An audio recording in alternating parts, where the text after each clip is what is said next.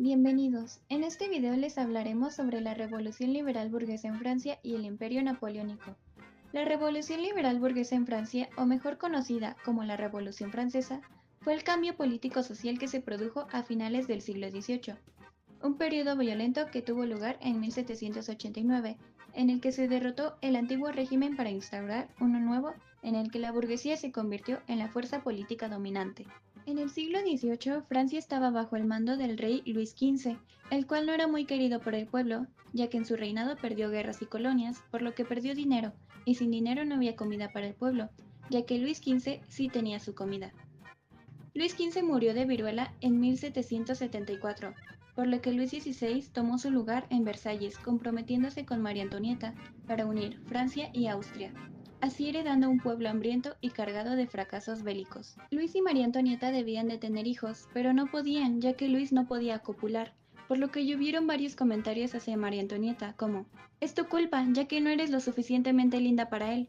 La corte y el pueblo odiaban a María Antonieta, ya que Austria, el cual era su país natal, había sido el enemigo de Francia durante siglos, viéndola como una enemiga e incluso como una espía austriaca, aunque más adelante lograron tener hijos. En Francia, las clases sociales se dividían en tres, las cuales eran: primer estado, clero.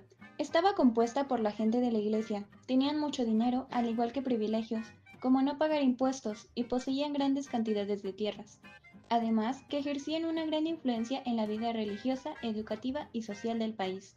Segundo estado, la nobleza, compuesto por los nobles de nacimiento y la aristocracia. Ellos igual estaban exentos de varios impuestos y ocupaban cargos importantes en el ejército como en el gobierno. Vivían con lujos y tenían privilegios sobre el estado de la población. Tercer estado, pueblo. Eran aproximadamente el 98% de la población, incluía campesinos, obreros, artesanos, comerciantes y también a la burguesía. Pagaban muchos impuestos al igual que diezmo, a pesar de no tener mucho dinero. El pueblo se encontraba cada vez más hambriento, sin embargo, Luis XVI decidió ocupar el dinero del Estado en apoyar la independencia de las 13 colonias en Norteamérica, por lo que el pueblo se enfureció. Aún así, en Versalles continuaron realizando fiestas, por lo que Maximilien Robespierre, el incorruptible, el cual era un abogado que no creía en la pena de muerte, quería que todos pudieran votar, al igual que defendía a los pobres. Se presentó con todos mencionando que el rey tenía la culpa de todo.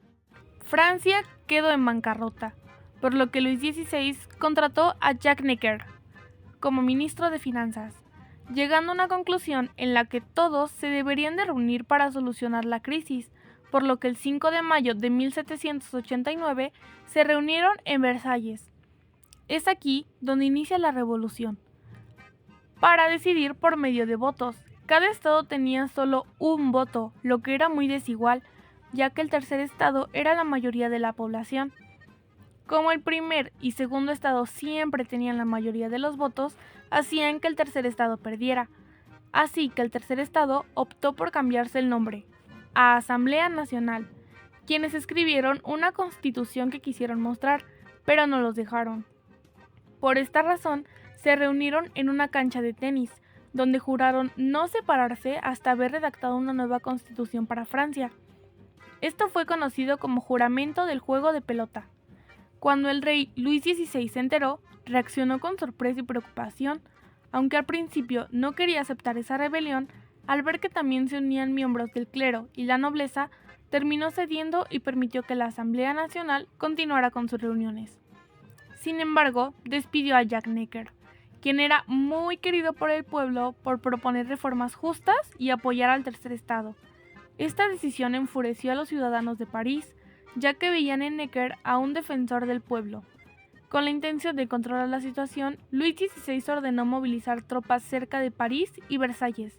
Esta decisión provocó una fuerte reacción y el 14 de julio de 1789 el pueblo de París se alzó, se armó y asaltó la prisión de la Bastilla. Entonces, la Asamblea Nacional, que ahora se llamaba la Asamblea Nacional Constituyente, escribieron una lista de derechos del hombre y el ciudadano, pero dejaba fuera a las mujeres. Aunque muchas mujeres habían participado activamente, no fueron incluidas en los derechos reconocidos por la Declaración, y esto generó una gran indignación. Jean-Paul Marat empezó a hablar muy mal del rey, creando un periódico amarillista. Entonces el pueblo se enojó más, provocando que muchas mujeres armadas fueran al Palacio de Versalles, amenazando al rey para firmar, al igual que lo obligaron a mudarse a París. Entonces, Olympe de Gouges alzó la voz exigiendo igualdad, escribiendo su propia Declaración de los Derechos de la Mujer y de la Ciudadana, aunque los hombres no lo quisieron reconocer. En 1791, la Asamblea Nacional estaba a cargo, por lo que el rey tenía que compartir su poder, lo cual no le gustaba mucho, así que decidió huir con su familia disfrazados de rusos en una carroza súper discreta y modesta, que seguro nadie notaría, o al menos eso pensó, ya que los detuvieron en Varenne. A este evento se le llama la fuga de Varenne. Todos estaban muy molestos. ¿Cómo un rey podría huir en plena revolución? La situación en Francia se volvió muy tensa. El país estaba en plena Revolución Francesa y además de los desafíos internos, los líderes de la revolución temían de las monarquías extranjeras. Por esta razón, la Asamblea Nacional Legislativa decidió tomar la iniciativa y declarar la guerra a Austria y Prusia en abril de 1792. Se crearon rumores de que el rey quería dar un golpe de estado, por lo tanto los revolucionarios se enojaron y asaltaron el Palacio de las Tuileries. El rey logró escapar, presentándose a la asamblea buscando protección, pero ellos lo encarcelaron. Entonces, la Asamblea Nacional Constituyente, ahora la Asamblea Nacional Legislativa, creó leyes para destituir al rey. El 21 de septiembre de 1792, la Asamblea Nacional Legislativa abolió la monarquía y proclamó la Primera República Francesa. En las cárceles de París había un montón de prisioneros políticos, gente la cual no estaba de acuerdo con la revolución. Esto a los revolucionarios no les convenía, pues sentían que ellos iban a sabotear la revolución, así que acabaron con todo. A esto se le conoció como las masacres de septiembre. Se creó una nueva constitución y si no te gustaba, eras decapitado. Esta fue creada por Joseph Ignace Guillotin. La Convención Nacional estaba conformada por varios grupos políticos, pero los más destacados eran los girodinos, que eran muy conservadores, y los jacobinos, que eran muy radicales y querían matar al rey y a todo mundo. Los jacobinos eran liderados por Robespierre y Danton. También estaban los sans-culottes, que no eran un partido político, sin embargo apoyaban a los jacobinos. Estos eran gente del pueblo, radicales y revolucionarios. El 21 de enero de 1793, Robespierre ahora sí creía en la pena de muerte, por lo que se ejecutó a Luis XVI y a María Antonieta el 16 de octubre de 1793. Las últimas palabras de María Antonieta fueron: «Discúlpeme, señor, no lo he hecho a propósito». La reina pronunció esta frase al pisar accidentalmente al verdugo. Se creó el Comité de Salvación Pública, pero suspendieron la Constitución y los derechos, al igual que se empezó a decapitar a más gente que se consideraba enemigos de la revolución. Así inició el reinado del terror, que duró desde 1793 a 1794. Marat seguía escribiendo en su periódico, pero ahora escribía una lista sobre los supuestos traidores para ser ejecutados. Un día, una chica que estaba harta de todas las matanzas fue hacia donde Marat con una supuesta lista, pero lo mató y ella igual fue ejecutada. Los girodinos querían acabar con la masacre, pero sin embargo, los jacobinos todavía no. Así que los jacobinos ejecutaron a los girodinos. Tras la ejecución de los girodinos y la toma del poder de los jacobinos, el gobierno revolucionario se volvió cada vez más radical. Durante ese periodo, conocido como el régimen del terror, muchos comenzaron a culpar a la Iglesia de los males del país, considerándola aliada a la monarquía y enemiga del pueblo. Esto llevó a un proceso de descristianización, en el cual se cerraron iglesias, se cambiaron nombres de calles con referencias religiosas e incluso se creó un nuevo calendario revolucionario que eliminaba cualquier relación con el calendario cristiano tradicional. Robespierre hablaba de construir una república de la virtud, inspirada en los ideales ilustrados y en una sociedad más justa. Paradójicamente, defendía el uso de la guillotina como medio para lograrla.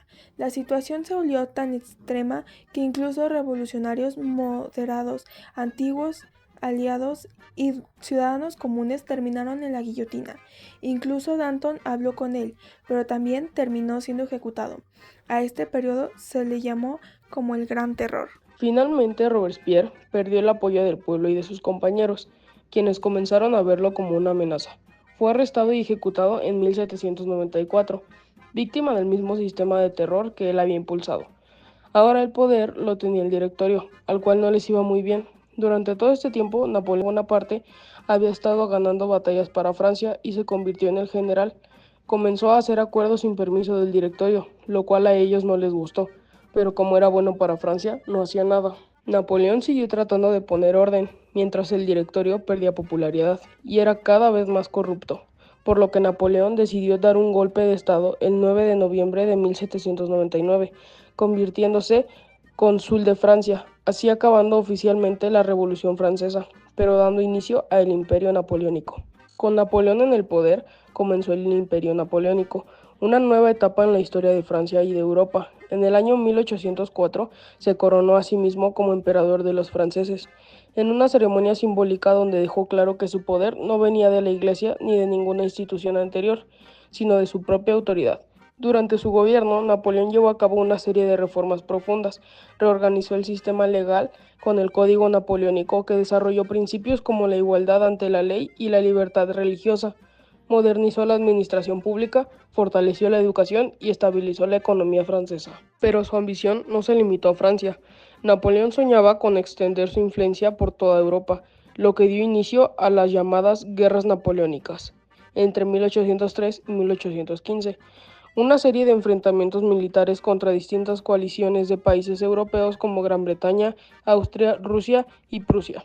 Gracias a su talento militar, logró conquistar y controlar gran parte del continente, estableciendo gobiernos aliados o dominados por Francia. Uno de sus mayores logros fue derrotar a la Tercera Coalición en la famosa Batalla de Austerlitz, considerada una de sus victorias más brillantes. Sin embargo, su poder comenzó a debilitarse tras una serie de errores. El más grave fue su invasión a Rusia en 1812, donde el ejército francés sufrió enormes pérdidas debido al clima extremo, la escasez de suministros y la resistencia rusa. Esta derrota marcó el inicio del fin.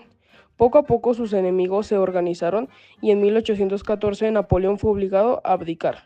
Fue exiliado a la isla Elba, aunque logró escapar y regresar al poder un breve periodo conocido como los 100 días, fue finalmente derrotado de forma definitiva en la batalla de Waterloo en 1815 y exiliado a la isla de Santa Elena, donde murió en 1821. Así terminó el Imperio Napoleónico, pero sus reformas y su legado dejaron una huella profunda en Europa, tanto en el terreno político como en lo legal y social.